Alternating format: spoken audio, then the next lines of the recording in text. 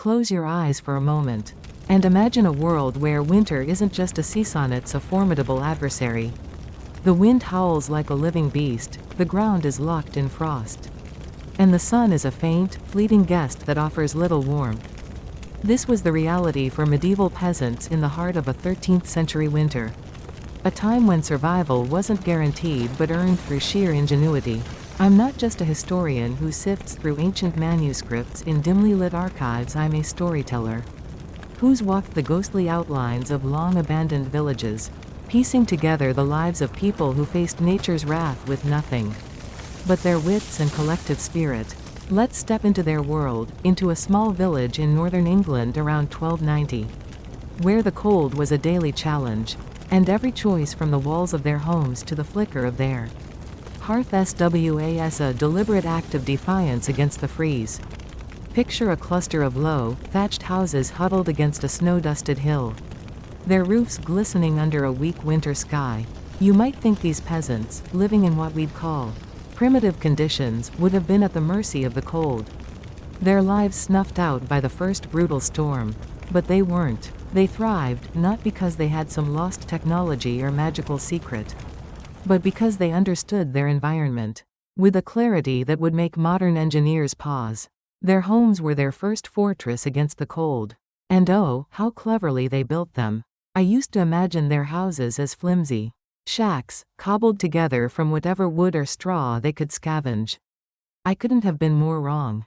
These were no shacks, they were masterpieces of survival, crafted through centuries of hard-won knowledge. These peasants were pioneers of sustainable living long before the term existed.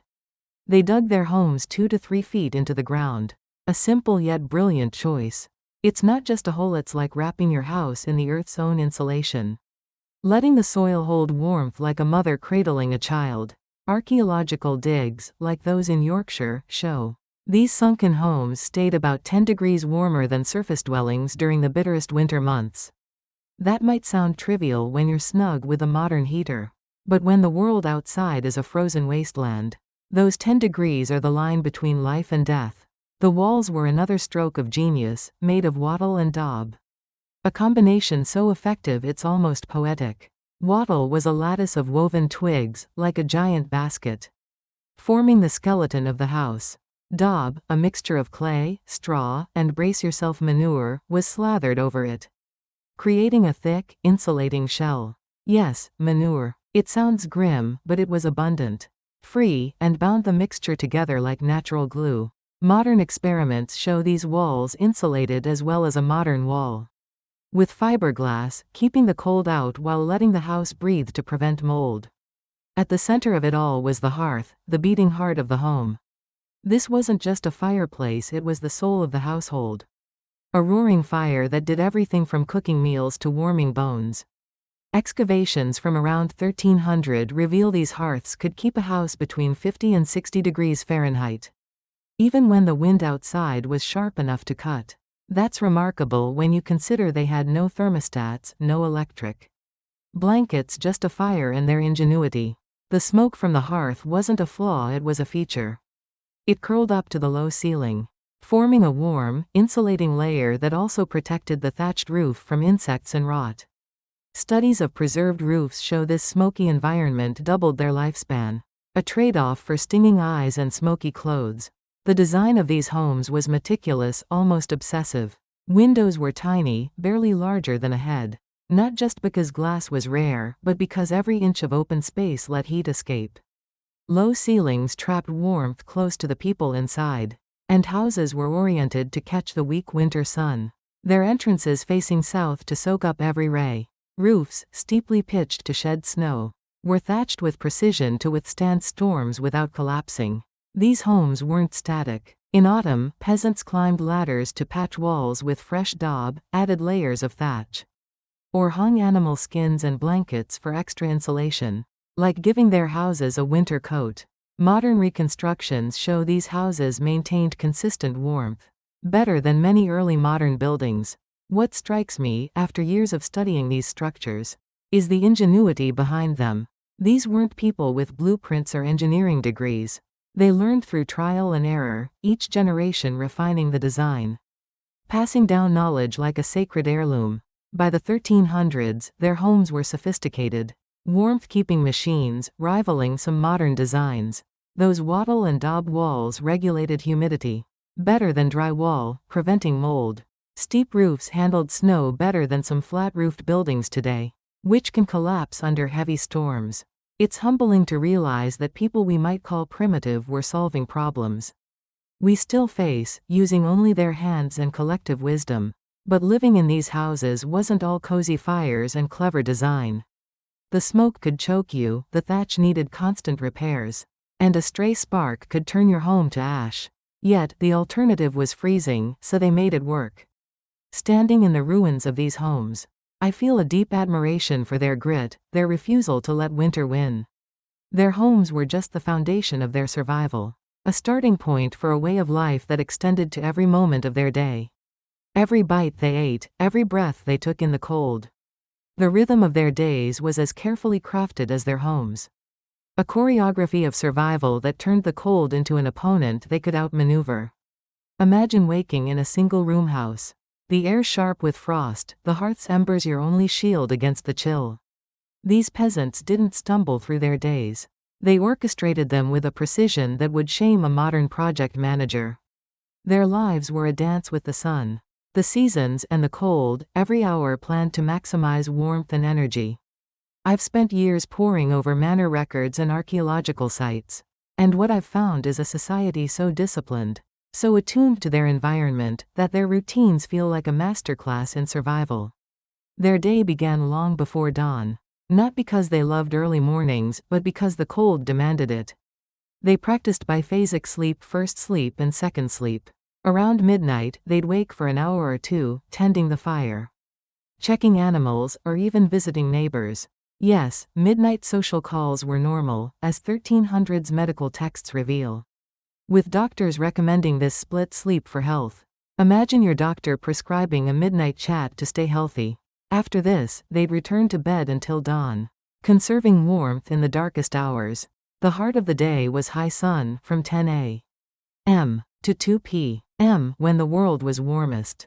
Manor records from 1267 show villages enforced strict schedules, fining those who didn't work during these peak hours. One northern English village demanded extra firewood from repeat offenders, a steep penalty when fuel was scarce. The main meal came around 11 a.m. when communal bread ovens roared. These massive ovens, capable of baking 100 loaves, raised house temperatures by 3 degrees Celsius, as a 1298 baker's log notes. Bread bells signaled the perfect baking temperature, tying every task to the rhythm of heat. As daylight faded, the cold tightened its grip, and work moved indoors. Court records describe cold watchers, who monitored temperatures using clay pots filled with water. When the water froze, it was time to huddle inside, where stored heat could be maximized. Villages had point systems lose points for working outside after the cold warning. And you'd face extra duties. Evening brought twilight councils, community meetings in the largest house, where body heat from dozens raised the temperature by 5 degrees Celsius. These weren't just meetings, they were warmth-sharing sessions, often held on the coldest days, as 1296 records show. At night, the last family to bank their fire checked everyone else's, a weekly rotating duty. Falling asleep on the job could cost half your winter firewood, as one man learned in 1289. Frost watches kept communal fires burning, with families taking turns, their duties logged beside tax obligations. Horn blasts warned of dangerous temperature drops, a system accurate within 2 degrees Celsius, as modern tests confirm. This wasn't just survival, it was a symphony of coordination, every step keeping the cold at bay. Food was the next battleground, and these peasants were generals in the war against hunger. Without supermarkets or freezers, preserving enough food to last winter was a science they mastered with astonishing skill. I've studied their storage pits and manuscripts, and their ingenuity still leaves me in awe. They didn't just store food, they built fortresses against starvation. Underground storage pits were their secret weapon. Not crude holes but sophisticated chambers, maintaining 40 degrees Fahrenheit year-round, as digs across England show. A Yorkshire village had 200 pits for 50 families, 4 per household, with drainage systems ventilation channels, and clay pots for humidity control. Soil samples reveal 85 to 95% humidity, ideal for vegetables. Some pits preserved seeds so well that 1960s archaeologists grew medieval turnips from 700-year-old finds. Imagine tasting history in a single bite. They used root vegetables like carrots and turnips as natural thermometers, placing them strategically to monitor temperature. Frosty carrots meant more insulation, sprouting ones signaled ventilation needs. A 1283 manuscript lists 20 vegetable varieties by cold tolerance. A primitive yet effective system. Hay-wrapped homes and storage areas, creating thermal gradient zones that stabilized temperatures by 6 degrees, as modern experiments confirm. Snow was another ally, packed around containers to maintain 35 to 38 degrees Fahrenheit for weeks, predating the concept of thermal mass. Storage systems from the 1200s were engineering marvels, with multi-chambered pits for different foods, tailored drainage, and ventilation. Manor records from 1292 detail a rotation system, moving foods between zones like a high-stakes chess game where losing meant starvation. Penalties for mismanagement were harsh. Own family faced fines for poor rotation.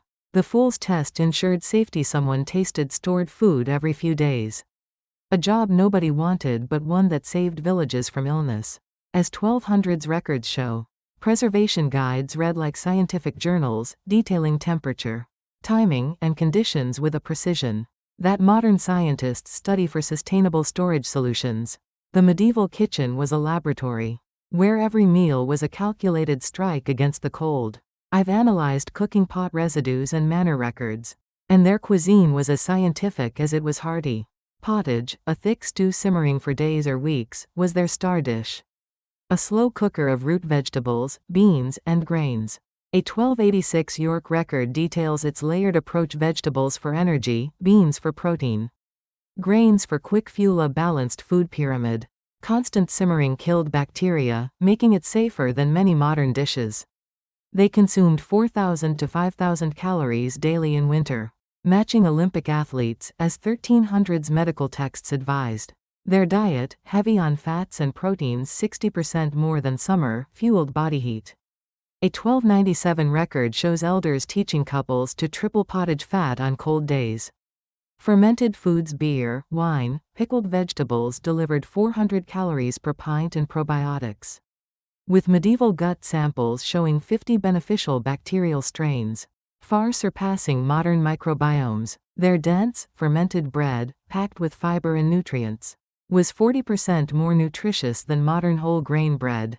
Overcooking grains increased calorie bioavailability by 30%, as a 1278 porridge recipe shows. Meals were timed for heat: a big breakfast at dawn, a hearty midday meal, and a light dinner, aligning with modern chronobiology.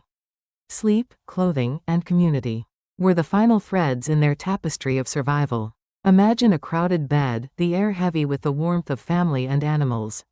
I've studied their bed platforms, garments, and village records, and their humanity shines through. Families of up to 6 shared wooden platforms angled at 15 degrees, reducing drafts by 40% and raising temperatures by 5 degrees Celsius, as reconstructions show. They slept semi-reclined, cutting exposed surface area by 30% for heat conservation. Sleep inspectors in 1289 fined families for wasteful gaps, ensuring efficient warmth. Animal cows, sheep, chickens lived inside their heat, raising temperatures by 10 degrees. A 1288 record ranks a cow's warmth as equal to 4 sheep or 16 chickens. Their breath created a humid microclimate, preserving wood and preventing respiratory issues. Composting floors added 1 to 2 degrees while producing fertilizer. Feeding systems, like rotating feed boxes, cut heat loss by 60%. Clothing was a layered marvel. Unwashed wool retained lanolin for water resistance, with 5 layers trapping heat. Moss and straw stuffing, some antimicrobial, insulated like modern synthetics. Animal fat and pine sap waterproofed garments for 3 months. Nettle wool blends wicked moisture like modern fabrics, while pointed shoes and adjustable hoods reduced heat loss by 25% and 60%. Community systems tied it all together. Frost wardens planned in summer. Organizing wood-gathering teams and frost watches. Communal halls with double entrances cut heat loss by 45%. Baking days saved 60% of fuel. Churches had warming rooms, and tunnels or hot rock heaters aided the vulnerable. These weren't just survival tactics, they were a testament to unity. A community where warmth was shared as fiercely as it was fought for. As I stand in the shadow of their world, I see innovators whose legacy burns brighter than any hearth. They didn't just survive winter, they conquered it together. If this journey through their world fascinated you, drop a comment below with your thoughts. Maybe you've got a favorite medieval trick or a question about their lives. And if you want more stories like this, hit that subscribe button to join me on this adventure through history. Let's keep the fire of curiosity burning.